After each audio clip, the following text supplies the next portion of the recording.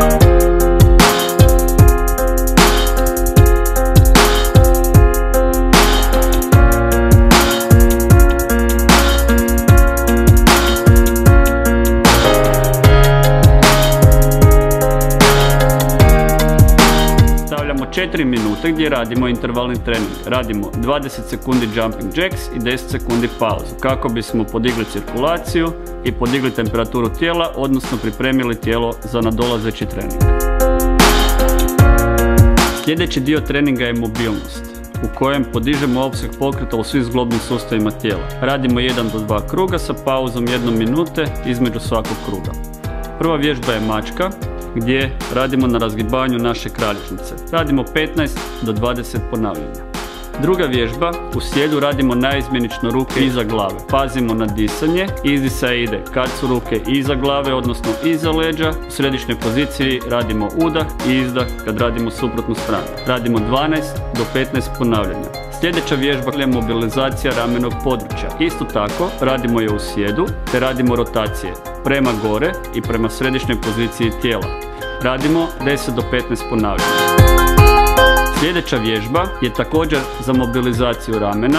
Radimo otvaranja prema van. Znači, laktovi ostaju uz tijelo, radimo otvaranja podlaktica prema vanjskoj poziciji. Također radimo 12 do 15 ponavljanja. Sljedeća vježba koju radimo je rotacija trupa u ležanju. Noge su nam pod kutem 90 stupnjeva u zraku. Leđa, pogotovo lumbalni dio kralježnice, priljubimo uz podlogu. Ruke su raširene pod 90 stupnjeva od tijela. Radimo nasuprotne rotacije nogu i glave. Izdisaj je u stranu, udah je prema sredini. Radimo 16 do 20 ponavljanja. Posljednja vježba za mobilnost. Radimo u poziciji dubokog čučnja ili ako niste u mogućnosti biti u poziciji dubokog čučnja, možete biti u turskom sjedu ili sjedu na petama. Radimo otvaranja ramenog područja u stranu i gore, pogled glave prati ruku. Izdisaj je prema gore, udah je prema sredini. Ovu vježbu radimo 12 do 15 ponavljanja. Nakon što smo odradili trening mobilnosti, podigli opseg pokreta u našim zglobovima, prelazimo na glavni dio treninga, a to je kružni trening za cijelo tijelo. Vježbe radimo jednu za drugom, bez prestanka, sa zadanim brojem ponavljanja. Nakon odrađenog kruga radimo pauzu 1 do 2 minute, a ukupno radimo 3 kruga. Prva vježba koju radimo su trbušnjaci, tako da su noge u okomitoj poziciji. Lumbalni dio kralježnice prilijepimo za podlogu, a ruke i gornji dio trupa guramo prema stopalima koje su u zraku. Vježbu radimo 15 ponavljanja. Druga vježba koju radimo je mala sklopka. Iz ležeće pozicije podižemo istovremeno ruke i noge do polusjedeće pozicije, radimo izdah i vraćamo se u početnu poziciju kada radimo ponovno udah. Vježbu radimo 15 ponavljanja. Sljedeća vježba je dodirivanje peta. U ležećoj poziciji podignemo ramena i lopatice od podloge, ruke su u bočnoj poziciji i sa otklonima trupa u stranu pokušavamo dodirnuti naše pete. Vježbu radimo 16 do 20 ponavljanja. Sljedeća vježba koju radimo su ležnjaci. U trbušnoj poziciji podižemo nasuprotno jednu ruku, glavu i suprotnu nogu. Spuštamo dolje i zatim radimo sa drugom rukom, glavom i nogom. Ovu vježbu radimo 16 do 20 ponavljanja. Sljedeća vježba koju radimo daljnja je modifikacija ležnjaka. Podignemo se u poziciju ležnjaka i zatim napravimo privlak rukama tako da spojimo lopatice, pružimo ruke natrag u poziciju vinuća i zatim cijelo tijelo vratimo na podlogu. Ovu vježbu radimo 12 do 15 ponavljanja. Nakon ove vježbe prelazimo na sklekove. Mi smo malo modificirali vježbu i radimo hindus sklekove na način da smo u uporu na rukama i nogama, sa kukovima blago podignuti prema stropu, radimo prolaz što bliže podlozi sa tijelom, uvijamo se u poziciju, dolazimo na opružene ruke i zatim ponovno u početnu poziciju. Ovu vježbu radimo 10 do 15 ponavljanja, ovisno o vašim mogućnostima. Ako niste u mogućnosti napraviti hindus sklek, napravite klasične sklekove oslonjeni o noge ili o vaša koljena. Sljedeća vježba koju radimo su ramenjaci. Radimo je tako da smo u uporu na nogama, noge su ravne opružene, raširene malo šire od širine kukova i uporu na rukama. Kukovi su podignuti prema stropu.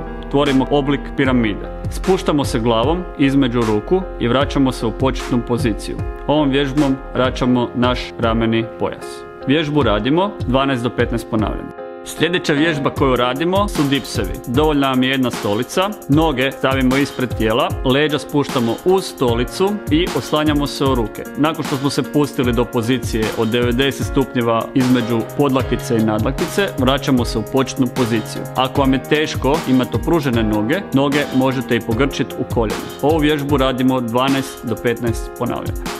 Zadnja vježba u kružnom treningu su čučnjevi.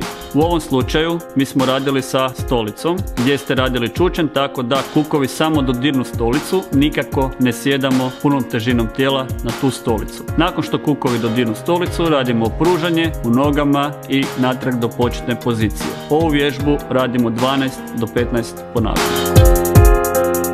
Nakon što smo odradili kružni trening za cijelo tijelo, bazirat ćemo sljedeću sekciju vježbi samo na mišićima koji održavaju naše tijelo stabilnim. Znači radi se o mišićima kora. Radimo nekoliko vježbi u 1 do 3 kruga, ovisno o vašim mogućnostima, sa pauzom između krugova 1 do 2 minute. Prva vježba za mišiće kora koju radimo je upor u skleku sa premještanjem rekvizita. U ovom slučaju mi smo uzeli ručnik koji svatko doma ima, te smo ga premještali sa jedne na drugu stranu. U uporu moramo paziti da su nam jako angažirani trbušni i leđni mišići. Ovu vježbu radimo 30 sekundi. Sljedeća vježba koju radimo je upor u bočnom plenku sa otklonima trupa prema gore, odnosno prema dolje. Kada zauzmemo upor plenka, radimo otklone u kukovima, gore i dolje. Radimo jednu i drugu stranu, svaku stranu po 30 sekundi. Sljedeća vježba koju radimo je klackalica na leđima. U ovom slučaju mi smo radili takozvanu malu klackalicu gdje smo ruke stavili pored tijela i tako smanjili pologu. Tijelo njišemo prema naprijed i prema natrag 30 sekundi. Obavezno pazimo da su leđni i trbušni mišići dovoljno čvrsti i napeti kako bi održali pravilnu poziciju, odnosno zobljenu poziciju tijela za ljuljanje. Sljedeća vježba je također klackalica, radimo je na trbuhu, ruke smo stavili uz uši, odnosno uz ručenje, tijelo nam je zategnuto i uvinuto. Noge su zategnute, tijelo pokušamo zanjihati prema naprijed i prema natrag. Obraćamo pozornost da su mišići trupa angažirani. Ovu vježbu radimo 30 sekundi. Zadnja vježba koju radimo za mišiće kora, radimo u uporu, tako da je koljeno podignuto od podloge, a ruke čvrsto oslonjene o podlogu. Dok održavamo stabilnu poziciju leđa, odnosno trbuha i tijela, pokušavamo dlanovima dodirnuti suprotno rame. Ovu vježbu radimo 30 sekundi. Nakon što smo odradili zahtjevniji dio treninga, slijedi nam laganiji i relaksirajući dio treninga, a to je istezanje. U ovom slučaju mi radimo statičko istezanje, što znači da je potrebno istegnuti one skupine mišića koje su bile obuhvaćene treningom. Vježbe statičkog istezanja, koje smo u ovom slučaju demonstrirali, zadržavamo 30 do 45 sekundi, a naglasak smo stavili na trbušnu i leđnu muskulaturu iz razloga da spriječimo disbalanse koje smo ranije spomenuli. A isto tako da mišiće ovog dijela tijela održavamo vitalnima, zdravima i spremnima za upotrebu.